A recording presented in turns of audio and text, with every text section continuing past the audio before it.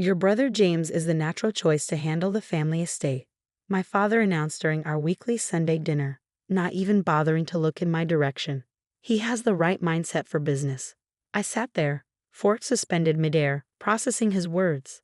At 32, I'd spent the last decade managing successful restoration projects across New England, while my younger brother could barely keep his checking account balanced. My name is Eleanor Mitchell, and this wasn't the first time my parents had chosen James over me. It was just the most expensive. Dad, I started, keeping my voice steady. I have more experience in property management and… Honey, my mother interrupted, patting my hand like I was still 12. James is more suited for this responsibility. You're too emotional about the estate. Besides, you're always so busy with your little renovation projects. Little renovation projects. Right, because restoring historic mansions and turning them into profitable boutique hotels was just a hobby. James smirked from across the table, already scrolling through his phone.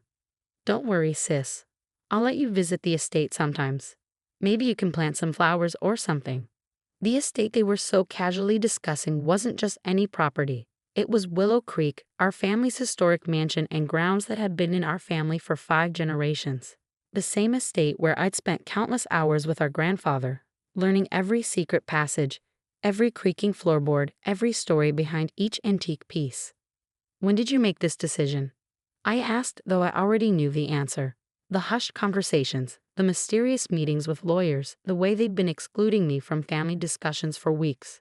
It's been in the works for a while, my father replied, finally looking at me. The papers will be signed tomorrow. James will take over as primary heir and estate manager. Tomorrow. They hadn't even planned to tell me until after it was done. I thought about the leather-bound notebook hidden in my apartment, the one Grandpa had given me 6 months before he passed away. Read it when the time is right, he'd said, with that knowing twinkle in his eye. I'd been too grief-stricken to open it then, but maybe now was the time. Well, I said, standing up from the table, I hope you've all made the right choice. Don't be dramatic, Elle, James called after me. It's just business. Just business. Like when they used my college fund to bail out James's failed startup, or when they'd given him Grandma's vintage car collection because he'd appreciate it more. That evening, as I sat in my apartment's window seat, I finally opened Grandpa's notebook. Inside, written in his elegant handwriting, was everything I needed to know about Willow Creek, including details about the estate that my parents had apparently forgotten. The first page contained a letter. My dearest Eleanor, if you're reading this, then your parents have probably done exactly what I feared they would. They've forgotten the most important thing about Willow Creek, its true ownership structure. You see, my clever girl, while your parents believe they control the estate, the truth is more complicated. Years ago, foreseeing this very situation, I created a separate trust. The main house and public grounds may belong to the family, but the estate's most valuable assets, the historic library, the art collection, and the North Woods with their valuable timber rights, are all held in a private trust. A trust that names you, my dedicated apprentice, as the sole trustee. Your parents never bothered to read the fine print, always too busy indulging James to pay attention to the details. But you, Eleanor, you always understood the value of paying attention. The notebook in your hands contains everything you need to know: property boundaries, account numbers, and most importantly, the contact information for Mr. Harrison, my attorney who handles the trust.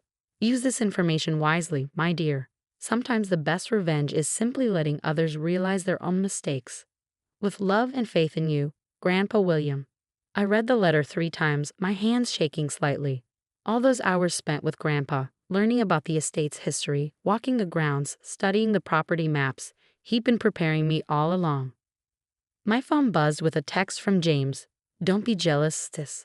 I'll take good care of your little garden plots. I smiled, running my finger over Grandpa's signature. James had no idea that his precious inheritance was about to become a lot less impressive.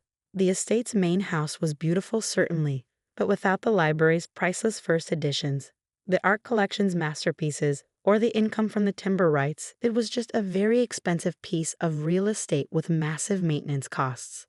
I picked up my phone and dialed Mr. Harrison's number. It was time to let karma take its course. Harrison Legal Office, a crisp voice answered. Hello, this is Eleanor Mitchell. I believe my grandfather, William Mitchell, left something in your care for me. Ah, Miss Mitchell. We've been expecting your call. The next morning, I sat in Mr. Harrison's office, surrounded by stacks of legal documents. Each page revealed more of Grandpa's brilliant foresight. The trust wasn't just comprehensive, it was ironclad. Your grandfather was quite thorough, Mr. Harrison said, adjusting his glasses. He specifically structured this trust to activate when the main estate changed hands. Shall we proceed with the notification process? I checked my watch. 10:45 a.m. My parents and James would be at the main estate right now, probably celebrating their signing ceremony. Yes, I replied. It's time. Mr. Harrison picked up his phone and dialed. I could hear my father's booming voice answer on speaker. Mr. Mitchell, this is Theodore Harrison. I'm calling regarding some urgent matters about Willow Creek Estate. Could you gather all involved parties? We need to discuss some overlooked details. 30 minutes later, I walked into Willow Creek's main study. The celebration champagne was still out, glasses half full. James lounged in Grandpa's old leather chair, feet propped on the antique desk. My parents stood by the window, their faces darkening when they saw me enter with Mr. Harrison. What's she doing here? James demanded. We've already signed the papers. Yes, Mr. Harrison said smoothly, you've signed the papers for the main estate. However, there are some additional matters we need to address. He opened his briefcase and began laying out documents. You see, William Mitchell Sr. created a separate trust 15 years ago. This trust holds significant portions of what you probably assume is part of your inheritance, Mr. James. My mother stepped forward, frowning. What are you talking about? What trust? The Mitchell Heritage Trust, I said quietly. Grandpa created it to protect the estate's most valuable assets. Mr. Harrison nodded, pointing to specific sections of the documents. The trust includes the entire library collection, valued at approximately $12 million, the complete art collection, worth roughly $8 million, and the Northwoods timber rights, which generate annual revenues of about $900,000. The color drained from James's face. But that's all part of Willow Creek. I own Willow Creek now. No, Mr. Harrison corrected, you own the main house and the immediate grounds. The assets I've mentioned are separately held by the trust, which has its own trustee. My father's face reddened. Well, as head of the family, I demand to know who this trustee is. That would be me, I said, meeting his gaze steadily. The silence that followed was deafening. James jumped up from behind the desk, scattering papers. This is ridiculous. Elle doesn't know anything about managing assets like these. I pulled out my tablet, opening a detailed inventory I'd been working on. Actually, I've been cataloging the library's first editions for years. I also coordinated the restoration of 6 paintings in the collection last summer, and I've been reviewing the timber management reports every quarter. You knew about this, my mother whispered. All this time? No, I replied honestly. I just found out last night. But Grandpa spent years teaching me about every aspect of the estate. I thought he was just sharing his passion, but he was preparing me. My father slammed his hand on the desk. This is unacceptable. We'll contest it. I wouldn't advise that, Mr. Harrison interjected. The trust is quite solid. William was very careful in its construction. Contesting it would only result in expensive legal fees, and I assure you, no change in outcome. James slumped back in his chair, the reality finally hitting him. The maintenance costs for the main house. I was counting on the timber income to cover that. Yes, I said, unable to keep a hint of satisfaction from my voice. The main house costs about $600,000 annually to maintain. Without the trust's income, that's quite a burden. But I'm sure you have a plan for that, given your business expertise. My mother turned to me, tears forming in her eyes. Eleanor, please. We can work something out. We're family. Family? I repeated. Was it family when you gave my college fund to James? Or when you excluded me from every major family decision? No, Mom, this isn't about family. It's about respecting Grandpa's wishes and protecting his legacy. I stood up, gathering my documents. Mr. Harrison, I believe we're done here. Please proceed with the formal transfer of trustee responsibilities. As I walked toward the door, James called out, You can't just leave us with this mess. I turned back one last time. Don't worry, brother. You can visit the library sometimes, maybe read some books about financial management. The look on their faces as I left the study would have made Grandpa proud. Not because of their shock or distress, but because finally someone was going to manage his beloved collection the way it deserved. Walking down the familiar hallway, I ran my hand along the wood paneling, feeling the smooth finish Grandpa and I had restored together years ago. This wasn't just about revenge. It was about honoring his vision and protecting what he'd spent his life building. My phone buzzed with a text from Mr. Harrison. Your grandfather would be very proud. Phase 1 complete. Shall we proceed with Phase 2? I smiled, typing back, yes. Let's show them what proper estate management looks like. Over the next 6 months, I threw myself into managing the trust with the same dedication I'd learned from Grandpa. Under my stewardship, the library was open for guided tours, generating additional revenue while preserving the collection. I partnered with a prestigious art gallery to showcase select pieces, bringing national attention to our family's collection. Meanwhile, James struggled with the main house. Without the trust's income, he'd been forced to open parts of the estate for weddings and events, something our parents had always considered beneath the family's dignity. But dignity doesn't pay property taxes or maintenance costs. One rainy Tuesday morning, I received an unexpected call from my mother. The roof is leaking in the east wing, she said without preamble. James says we can't afford the repairs. I glanced out my office window at the restored gardener's cottage I converted into the trust's headquarters. That's unfortunate. The east wing houses some valuable architectural features. Eleanor, she sighed, can't you help? This is still your family home. Actually, it's James's home now. Remember? He's more suited for the responsibility. The silence on her end spoke volumes. Finally, she said softly, we were wrong. About a lot of things. I let her words hang there for a moment before responding. Yes, you were. But this isn't about being right or wrong anymore. It's about competence and respect. That evening, I walked through the library checking on the climate control systems we'd recently upgraded. The scent of leather and old paper reminded me of afternoons spent here with Grandpa, learning the stories behind each precious volume. A text from Mr. Harrison interrupted my nostalgia. James is looking to sell some of the estate's original furniture. Buyers coming tomorrow. I smiled, knowing what was coming next.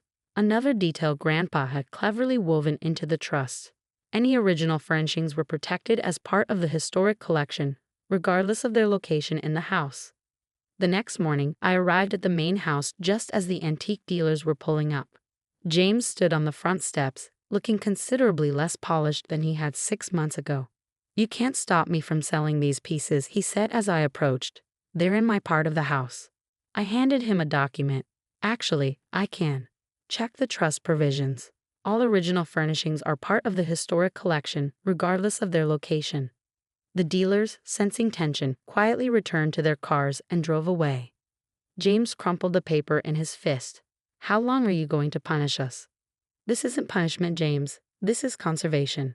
Something you would understand if you'd spent any time learning about the estate instead of just expecting to control it. Later that afternoon, my father requested a meeting. I agreed to see him in my office, where he sat uncomfortably in a visitor's chair, looking out of place without his usual air of authority. The estate is drowning in maintenance costs, he admitted. James, he's not handling it well. I'm aware. Your grandfather, he hesitated. He knew what he was doing, didn't he? Setting this up. I nodded, thinking of the detailed notes Grandpa had left, predicting almost exactly how events would unfold. He understood something you and Mom never did. This estate isn't about power or status. It's about stewardship and legacy. My father looked around my office, taking in the meticulously organized files, the restoration plans, the carefully tracked budgets. You're doing a good job, Eleanor. Better than we would have. I know. He stood up, straightening his jacket. Is there any way we can fix this? I pulled out a folder I prepared weeks ago, waiting for this moment. Actually, there is. Grandpa included provisions for integrating the trust back with the main estate under certain conditions. What conditions? Joint management, equal say in decisions, and a formal acknowledgement of past mistakes. 2 weeks later, we all sat in the main study, the same room where everything had changed 6 months ago. James, looking humbled, signed the new agreement first. My parents followed, officially restructuring the estate's management to include me as an equal partner. There's one more thing, I said, pulling out a familiar leather notebook. Grandpa left detailed plans for expanding the estate's educational programs. He believed Willow Creek could be more than just a family home. It could be a center for learning and preservation. My mother picked up the notebook, running her fingers over Grandpa's handwriting. He always did see more than the rest of us. He saw me, I said quietly, when none of you did. James cleared his throat. I'm sorry, Elle, for everything. Looking around the study, at my chastened family and the estate that had brought us both apart and together, I felt Grandpa's presence strongly. Let's just focus on doing right by his legacy, I said, together this time. As we walked the grounds later that day, I could almost hear Grandpa's laugh on the breeze. He'd known all along that sometimes the best way to bring a family together was to let them fall apart first. Karma, it seemed, had simply been waiting for the right moment to teach its lesson.